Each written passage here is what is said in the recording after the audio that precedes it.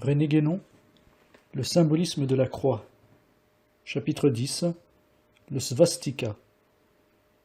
Une des formes les plus remarquables de ce que nous avons appelé la croix horizontale, c'est-à-dire de la croix tracée dans le plan qui représente un certain état d'existence, est la figure du svastika, qui semble bien se rattacher directement à la tradition primordiale, car on la rencontre dans les pays les plus divers et les plus éloignés les uns des autres, et cela dès les époques les plus reculées. Loin d'être un symbole exclusivement oriental, comme on le croit parfois, il est un de ceux qui sont le plus généralement répandus de l'extrême-orient à l'extrême-occident, car il existe jusque chez certains peuples indigènes de l'Amérique. Note de bas de page. Nous avons même relevé assez récemment une information qui semblerait indiquer que les traditions de l'Amérique ancienne ne sont pas aussi complètement perdues qu'on le pense. L'auteur de l'article où nous l'avons trouvé ne s'est d'ailleurs probablement pas douté de sa portée. La voici textuellement reproduite. Ouvrons les guillemets.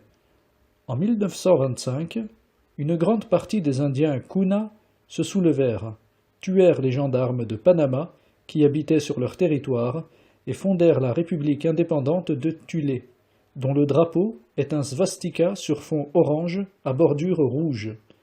Cette république existe encore à l'heure actuelle. Fermons les guillemets. Ouvrons la parenthèse. Les Indiens de l'isthme de Panama, par G. Grandidier, Journal des débats, 22 janvier 1929. Fermons la parenthèse. On remarquera surtout l'association du svastika avec le nom de Tulé, ou Tula, qui est une des plus anciennes désignations du centre spirituel suprême, appliquée aussi par la suite à quelques-uns des centres subordonnés. Ouvrons la parenthèse, voir le roi du monde, chapitre 10. Retour au texte. Il est vrai que, à l'époque actuelle, il s'est conservé surtout dans l'Inde et dans l'Asie centrale et orientale, et qu'il n'y a peut-être que dans ces régions que l'on sache encore ce qu'il signifie, mais pourtant en Europe même, il n'a pas entièrement disparu. Note de bas de page. En Lituanie et en Courlande, les paysans tracent encore ce signe dans leurs maisons. Sans doute n'en connaissent-ils plus le sens et n'y voient-ils qu'une sorte de talisman protecteur. Mais ce qui est peut-être le plus curieux, c'est qu'il lui donne son nom sanskrit de svastika. Il semble d'ailleurs que le lituanien soit, de toutes les langues européennes, celle qui a le plus de ressemblance avec le sanskrit. Nous laissons entièrement de côté, cela va sans dire, l'usage tout artificiel et même anti-traditionnel du svastika par les racistes entre guillemets allemands qui, sous l'appellation fantaisiste et quelque peu ridicule de Hakenkreuz, ou croix à crochet entre guillemets, en firent très arbitrairement un signe d'antisémitisme, sous prétexte que cet emblème aurait été propre à la soi-disant race aryenne entre guillemets, alors que c'est au contraire, comme nous venons de le dire, un symbole réellement universel. Signalons à ce propos que la dénomination de croix gammée entre guillemets, qui est souvent donnée au svastika en Occident à cause de la ressemblance de la forme de ses branches avec celle de la lettre grecque gamma, est également erronée. En réalité, les signes appelés anciennement gammadia étaient tout différents, bien que s'étant trouvés parfois, en fait, plus ou moins étroitement associés au svastika dans les premiers siècles du christianisme. L'un de ces signes, appelé aussi croix du Verbe, entre guillemets, est formé de 4 gammas, dont les angles sont tournés vers le centre. La partie intérieure de la figure, ayant la forme cruciale, représente le Christ, et les 4 gammas angulaires, les 4 évangiles. Cette figure équivaut ainsi à la représentation bien connue du Christ au milieu des 4 animaux. On trouve une autre disposition où une croix centrale est entourée de 4 gammas placés en carré, ouvrons la parenthèse, les angles étant tournés en dehors au lieu de l'être en dedans. Fermons la parenthèse. La signification de cette figure est la même que celle de la précédente. Ajoutons, sans y insister davantage, que ces signes mettent le symbolisme de l'équerre, ouvrons la parenthèse, dont la forme est celle du gamma, fermons la parenthèse, en relation directe avec celui de la croix. Retour au texte. Dans l'Antiquité, nous trouvons ce signe, en particulier, chez les Celtes et dans la Grèce pré-hellénique, et en Occident encore, il fut anciennement un des emblèmes du Christ, et il demeura même en usage comme tel jusque vers la fin du Moyen Âge. Note de bas de page. Il existe diverses variantes du svastika, notamment une forme à branches courbes, ouvrons la parenthèse, ayant l'apparence de deux S croisés, fermons la parenthèse, et d'autres formes indiquant une relation avec divers symboles dont nous ne pouvons développer ici la signification.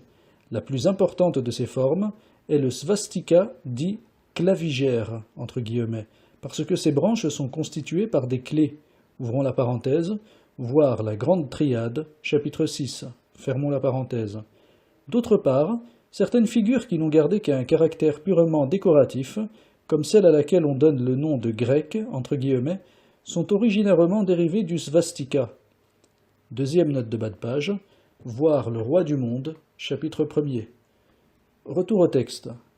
Nous avons dit ailleurs que le svastika est essentiellement le signe du pôle, entre guillemets. Si nous le comparons à la figure de la croix inscrite dans la circonférence, nous pouvons nous rendre compte aisément que ce sont là, au fond, deux symboles équivalents à certains égards, mais la rotation autour du centre fixe, au lieu d'être représentée par le tracé de la circonférence, est seulement indiquée dans le svastika par les lignes ajoutées aux extrémités des branches de la croix et formant avec celle-ci des angles droits. Ces lignes sont des tangentes à la circonférence, qui marquent la direction du mouvement au point correspondant. Comme la circonférence représente le monde manifesté, le fait qu'elle est pour ainsi dire sous-entendue indique très nettement que le svastika n'est pas une figure du monde, mais bien de l'action du principe à l'égard du monde.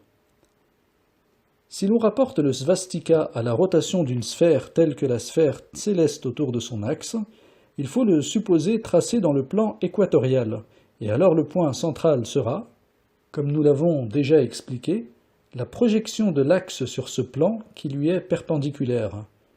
Quant au sens de la rotation indiquée par la figure, l'importance n'en est que secondaire et n'affecte pas la signification générale du symbole.